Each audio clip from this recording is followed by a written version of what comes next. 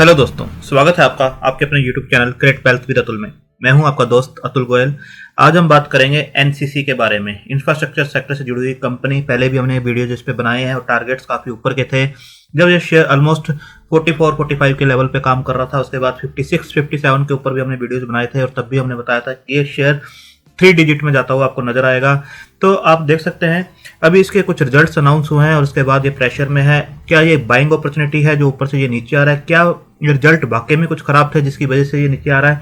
तो रिजल्ट्स में देखेंगे किस वजह से नीचे आ रहा है, रिजल्ट्स में क्या खराब था, क्या अच्छा है, और आने वाले टाइम में ये किस टाइप के टारगेट्स दे सकता है, क्या इसका डाउन साइड बनता है, रिस्क रिवार्ड रेशियो कैसा बनता है, किस टाइप की कंपनी है, उस सबको हम देखेंगे। तो पहले स्टार्ट करते हैं हम अपना वीडियो एनसीसी से। प्राइस पहले देखते हैं। अब देख सकते हैं प्रीवियस क्लोज 90.15 का था और ओपन होता है आज 90 पर। 90 का ही हाई है। जब open is equal to high होता है उसका भी आप देख सकते हैं प्रेशर बनता हुआ नजर आता है स्टॉक के ऊपर, और लो 85.30 का है। तो 86.70 के आसपास अभी काम कर रहा है, 3.72% के आसपास की गिरावट के साथ। 52 वीक हाई देखेंगे तो 99.85, अभी 3 डिजिट में ये नहीं गया है, साइकोलॉजिकल बैरियर पार नहीं किया, 15 पैसे से कम है। 52 वीक लो देखेंगे 15.85 का, तो नीचे से देख सकते हैं आप ऑलमोस्ट शेयर जो है 5 गुना के आसपास का रिटर्न ऑलरेडी दे चुका है। इसके बाद हम देखेंगे रिजल्ट्स किस टाइप के हैं। रिजल्ट्स देखने के लिए हम देखते हैं क्वार्टर ऑन क्वार्टर और then year on year. Quarter on quarter देखेंगे टोटल इनकम जो है 1743 करोड़ की हुआ करती है, अब 2150 के आसपास की है। इंप्रूवमेंट है 23.35% के आसपास का। अगर प्रॉफिट को देखेंगे 64.60 का था, वो अब 71.20 के आसपास का है, 10.22% के आसपास का यहाँ पर भी जंप देखने को मिल रहा है। तो क्वार्टर ऑन क्वार्टर इनकम भी इंप्रूव हुई है और प्रॉफिट्स भी इंप्रूव हुए हैं, तो दोनों ही चीज इंप्रूव हुई है। अब देखते हैं year on year. Year on year देखेंगे तो 2282 करोड़ के आसपास का जो इनकम थी अब 2150 करोड़ के आसपास की रह गई है, यानी 5.79% के आसपास का यहाँ पर डिप है। और प्रॉफिट देखेंगे 103 करोड़ के आसपास के हुआ करते थे, 71.20 के आसपास के यहाँ पर आपको प्रॉफिट दिख रहे हैं, यानी 31.43% के आसपास का डिप आपको यहाँ पर भी देखने को मिल रहा है। यानी रिजल्ट्स को अगर देखें ईयर ऑन ईयर तो थोड़े प्रेशर में जरूर है, बट क्वार्टर ऑन क्वार्टर ये इंप्रूव हो रहे हैं। इसका 9 मंथ को 9 मंथ से कंपेयर करें, यानी जून क्वार्टर प्लस सितंबर क्वार्टर, फिर दिसंबर क्वार्टर को प्लस कर लें और लास्ट ईयर से सेम टेन्योर से अगर उसे कंपेयर करें तो आप देखेंगे कि जो टोटल इनकम है 6652 करोड़ के आसपास की जो हुआ करती थी 22 के आसपास रह गई है, यानी 21.49% के आसपास का डिप है। नेट प्रॉफिट 260 करोड़ के जो हुआ करते थे अब 151 करोड़ के हैं, यहाँ पर भी 41.9% के आसपास का डिप है। तो इनको कंपेयर करना सिर्फ आपको ये बताना है कि किस टाइप से ये कंपनी चल रही है, क्योंकि यहाँ पर कंपेयर करना ठीक नहीं है 9 मंथ को 9 मंथ से, क्योंकि फर्स्ट क्वार्टर और सेकंड क्वार्टर दोनों ही ऑलमोस्ट इनके वॉश आउट होते हुए नजर आए थे। कंस्ट्रक्शन एक्टिविटी कोरोना वायरस की वजह से काफी कम थी, इसलिए यहाँ पर जो आपको टोटल इनकम भी कम होती नजर आई है, प्रॉफिट्स भी कम होते हुए नजर आए हैं। अब हम देख लेते हैं कि ये जो रिजल्ट्स हैं किस वजह से इनके जो प्रॉफिट्स हैं कम होते हुए नजर आए, आपको सेल किस टाइप की है। आप उससे पहले देखेंगे फंडामेंटल, तो 5500 करोड़ के आसपास की कंपनी है, 1849 करोड़ का इनके ऊपर डेट है, डेट टू इक्विटी रेशियो 0.37 के आसपास का है, जो कि इंफ्रास्ट्रक्चर कंपनी में रहता है डेट, और ये मैनेजेबल है। प्लज किए हुए शेयर 23.3% के आसपास, रेशियोज अच्छी हैं, 13.6% की, ROE 7.22% के आसपास की है। बुक वैल्यू 81.4 के आसपास का है, बुक वैल्यू के आसपास ही ये काम करता हुआ नजर आ रहा है। 1.1 जो है प्राइस टू बुक वैल्यू निकल कर आती है। इंडस्ट्री पी देखेंगे 17.9 की है, अभी ये 22.8 पे काम कर रहा है, जो कि ज्यादा एक्सपेंसिव नजर नहीं आता। डिविडेंड भी ये पे करते हैं, 0.22% के आसपास का डिविडेंड यील्ड है on the face value of 2। अगर आप देखेंगे 200 DMA से ऊपर स्टॉक काम करता हुआ आपको नजर आ रहा है। रिजल्ट्स के ऊपर हम बात करते हैं, रिजल्ट्स किस टाइप से हैं। तो अब देखेंगे सेल जो आई है 2127 करोड़ के आसपास की आई है। पिछले दिसंबर में जैसे मैंने बताया 2281 की थी, जबकि सितंबर में 1708 की थी और जून में 1298। आप देख सकते हैं फर्स्ट 2 क्वार्टर जो थे कोरोना वायरस की वजह से काफी डाउन थे, बट यहाँ से रिकवर होते हुए ये नजर आ रहे हैं। अगर ओपीएम परसेंटेज को देखें जो किसी भी कंपनी के लिए काफी मैटर करती है, 14% लास्ट क्वार्टर में थे, अभी ये 12% के आसपास है, और पिछले दिसंबर में भी ये 12% के आसपास थे। तो आप देखेंगे 11-12% के आसपास इन्होंने काफी काम किया हुआ है, तो एक अच्छा मार्जिन है, ऑपरेटिंग प्रॉफिट मार्जिन अच्छा है। इसके बाद आप देखेंगे इंटरेस्ट बर्डन जो पिछले दिसंबर में थी 150 करोड़ के आसपास आया करती थी, और पिछले क्वार्टर में 123 करोड़ के आसपास आप देख सकते हैं, इस क्वार्टर में 112 करोड़ के आसपास दिखाई देगी। तो अब यहाँ देखेंगे इंटरेस्ट बर्डन आपको कम होती हुई नजर आ रही है, 150 यानी 126, 122, 23, उसके बाद 112 के आसपास। तो यहाँ पर कहीं ना कहीं डेट रिड्यूस होती हुई आपको दिखाई दे रही है। इसके बाद प्रॉफिट बिफोर टैक्स आप नोट करेंगे तो प्रॉफिट बिफोर टैक्स जो है दिसंबर 2019 में 65 करोड़ के आसपास हुआ करते थे। उसके बाद देखिए सितंबर 2020 में 99 के दिए और 124 करोड़ के इस बार इन्होंने प्रॉफिट बिफोर टैक्स निकाल के दिए हैं, जो कि पिछले क्वार्टर से भी ज्यादा है और पिछले ईयर के क्वार्टर से भी ज्यादा है। 65 और 99 आप दोनों देखेंगे तो उससे कहीं ज्यादा आपको निकलते हुए नजर आएंगे, 124 के आसपास। तो टैक्स के बाद जो नेट प्रॉफिट्स निकल के आए हैं वो कहीं ना कहीं इसके ऊपर प्रेशर बनाते हुए नजर आए हैं, यानी टैक्स बर्डन कहीं ना कहीं ज्यादा है। आप देख सकते हैं यहाँ पर 65 करोड़ के आसपास था, यहाँ पर 104 करोड़ के आसपास के प्रॉफिट्स थे और यहाँ पर 71 करोड़ के आसपास के प्रॉफिट्स आपको दिखाई दे रहे हैं। तो प्रॉफिट बिफोर टैक्स की वजह से ही यहाँ पर थोड़ा सा प्रेशर है।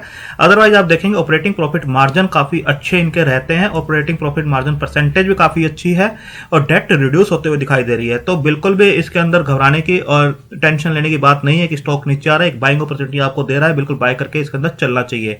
इसके बाद हम देखते हैं प्रमोटर की होल्डिंग किस टाइप की है। तो 19.68% के आसपास की प्रमोटर की होल्डिंग है और पिछले काफी टाइम से इन्होंने इसे मेंटेन किया हुआ है। पिछले कुछ क्वार्टर से देखेंगे इंक्रीज होते हुए नजर आ रही है। एफआईआई की देखेंगे तो इसमें भी इंक्रीज हुआ है 10.32% के आसपास का, डीआई 11.43% के आसपास है। पब्लिक की होल्डिंग देखेंगे 58.56 के आसपास है, जिसके अंदर कुछ स्ट्रॉन्ग हाथों में 14-15% के आसपास। तो ये आपको ऑलमोस्ट 43-44% के आसपास जनरल पब्लिक के पास होल्डिंग दिखाई देगी। इसके बाद देखते हैं इनकी ऑर्डर बुक कैसी है, विजिबिलिटी कैसी है आगे तक की। अब देख सकते हैं पिछले साल जो इन्होंने फाइनेंशियल ईयर क्लोज किया था उसके अंदर इनके जो ऑर्डर बुक थी 7700 के आसपास थी, जबकि इन्होंने इस बार का टारगेट जो लिया था, जो गाइडेंस दी थी कि जो फाइनेंशियल ईयर 21 हम क्लोज करेंगे उसके अंदर 10,000 के आसपास की ऑर्डर बुक हमारी होनी चाहिए। तो आप देख सकते हैं नवंबर तक ही इवन आफ्टर कोरोना वायरस की वजह से भी जो डाउन आया है, उसके बावजूद भी इन्होंने नवंबर तक भी 8 महीनों में 10,200 करोड़ के ऑर्डर्स इनके हो चुके थे विद इन 8 मंथ। आप यहाँ पे देख सकते हैं नवंबर तक 8 महीनों में 10,200 की ऑर्डर बुक इनकी हो चुकी थी। उसके बाद आप देख सकते हैं कि जो दिसंबर में है 89-80 का ऑर्डर बुक इनकी और बढ़ती हुई आपको नजर आई और उसके बाद आप देख सकते हैं यहाँ पर 1200 करोड़ के आसपास के ऑर्डर्स इनको जनवरी में भी मिलते हुए नजर आए हैं। तो आप देख सकते हैं इनको हर डिवीजन से काफी डाइवर्सिफाइड कंपनी है। इंफ्रास्ट्रक्चर सेक्टर में 607 करोड़ के जो है वाटर एंड एनवायरमेंट डिवीजन से मिले हैं, 593 करोड़ के जो है इनको बिल्डिंग डिवीजन से मिले हैं। तो स्टेट और सेंट्रल गवर्नमेंट दोनों टाइप से इनको ऑर्डर्स मिलते हुए नजर आ रहे हैं। तो आप देख सकते हैं ऑर्डर बुक काफी हेल्दी है और आने वाले टाइम का विजन काफी क्लियर करती है कि कोरोना वायरस के टाइम पर ही अगर इन्होंने 10,200 को क्रॉस कर लिया विद इन 8 मंथ, तो काफी आगे की विजिबिलिटी आपको क्लियर होती हुई नजर आएगी कि कंपनी किस टाइप की है, किस टाइप के प्रोजेक्ट्स ये करते हैं। तो आप देख सकते हैं यहाँ पर रिजल्ट्स अच्छे हैं, बट टैक्स की वजह से जो एक प्रेशर है उसकी वजह से आपको ये थोड़ा सा डाउन होता हुआ जरूर नजर आ रहा है और डेट भी आपको कहीं ना कहीं थोड़ी सी कम होती हुई आने वाले टाइम में और नजर आएगी। इसका अगर टेक्निकल्स के ऊपर बात करें तो टेक्निकल्स आप देखेंगे अभी भी टेक्निकल से बता रहे हैं स्ट्रॉन्ग बाय करके इसे चलना चाहिए। और ऑसिलेटर्स जो है आप देख सकते हैं 8 न्यूट्रल हैं, 2 बाय हैं और 1 सेल की तरफ इंडिकेट कर रहा है। मूविंग एवरेज देखेंगे तो 13 बाय की तरफ इंडिकेट कर रही है कि स्ट्रॉन्ग बाय इसे करना चाहिए इस लेवल के ऊपर भी, और 1 न्यूट्रल है और 1 सेल की तरफ इंडिकेट कर रही है। अगर समरी को देखें तो आप देखें 26 इंडिकेटर्स हमारे पास हैं, जिसके अंदर से 9 जो है न्यूट्रल हैं, 15 बाय हैं और 2 सेल की तरफ इंडिकेट कर रहे हैं, यानी सिर्फ 2 सेल हैं, 15 बाय हैं, 9 न्यूट्रल हैं और स्ट्रॉन्ग बाय की तरफ इंडिकेट कर रहे हैं कि इसे इस लेवल पे बाय करके चलना चाहिए। ये आपको एक बाइंग अपॉर्चुनिटी जरूर दे रहा है। ये 1 आवर का मैंने एक जो है चार्ट लगा रखा है जिरोधा के ऊपर, जो कैंडल है एक 1 आवर को रिप्रेजेंट करती है। तो आप देख सकते हैं इस टाइप से स्टॉक जो है ऊपर से नीचे आता हुआ आपको दिखाई दे रहा है और एक ट्रेंड लाइन को रेजिस्टेंस मान के ऊपर से नीचे आ रहा है। तो 82-84 के लेवल्स ये बिल्कुल स्टॉक जो है दिखा सकता है आपको नियर टर्म में। जो इसने यहाँ से एक अच्छा जो जंप लिया था, एक अच्छा राइज हुआ था इस लेवल के ऊपर से एक वर्टिकल, तो बिल्कुल एक जो करेक्शन है रिजल्ट्स की वजह से एक कंसोलिडेट होता हुआ एक लेवल के ऊपर आपको नजर आएगा। उसके बाद ये बिल्कुल आपको चलता हुआ नजर आ सकता है, 3 डिजिट भी ये क्रॉस करता हुआ आपको नजर आएगा। तो आप देख सकते हैं। इसके बाद हम मंथली चार्ट लगा के देखते हैं और लॉन्ग टर्म के चार्ट्स देखते हैं किस टाइप से ये नजर आते हैं। तो पहले भी मैंने इसके ऊपर लॉन्ग टर्म की जो वीडियो बनाई थी आपको दिखाया था कि जो नीचे के लेवल्स हैं वो इस लेवल के आसपास ये शेयर जो है काफी बार आता है। आप देख सकते हैं इस लेवल के आसपास ये आता हुआ नजर आता है और यहाँ से ये जो है ऊपर के लाइन को टच करता है। उसके बाद आप देख सकते हैं इस चैनल के अंदर जो स्टॉक है ये घूमता हुआ आपको नजर आ रहा है। जो 19,120 के लेवल्स हैं ये बिल्कुल टच करता हुआ नजर आएगा। तो यहाँ से भी आप देखेंगे इस लेवल से इस लाइन को इसने टच किया था, अगेन नीचे आया था, फिर इसने टच किया है, अगेन नीचे आके इस पर सपोर्ट लिया है, फिर इस लाइन को टच किया है। यहाँ पर 2018 में इसने इस लाइन को, इस चैनल को क्रॉस कर दिया था, बट जो सेबी के रूल्स आए थे म्यूचुअल फंड की वजह से, जो रिसप्लिंग हुई थी सभी पोर्टफोलियोज में, तो उसके वजह से आपको नीचे आता हुआ दिखाई दिया। तो अगेन ये इस लाइन को जहाँ पर भी टच किया था, यहाँ भी टच किया था, यहाँ पर अगेन आपको आने वाले टाइम में टच करता हुआ नजर आएगा, जो कि 120 के आसपास का लेवल बनता है।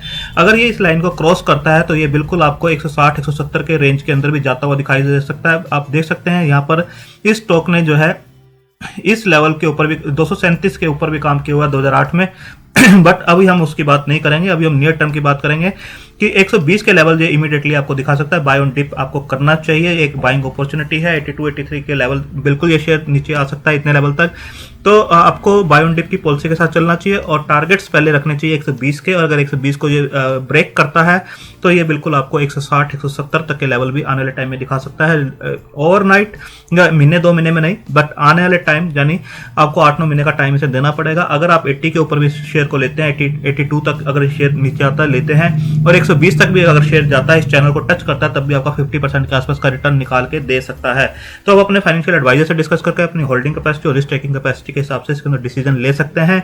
इंफ्रास्ट्रक्चर की अच्छी कंपनी है, और जैसे मैंने आपको बताया कि रिजल्ट्स अच्छे हैं, बट टैक्स की वजह से थोड़ा सा प्रेशर इसके ऊपर दिखाई दे रहा है। डेट रिड्यूस होते हुए दिखाई दे रही है बुक्स के अंदर, और जो है ऑर्डर बुक काफी इनकी हेल्दी है। थैंक यू, धन्यवाद।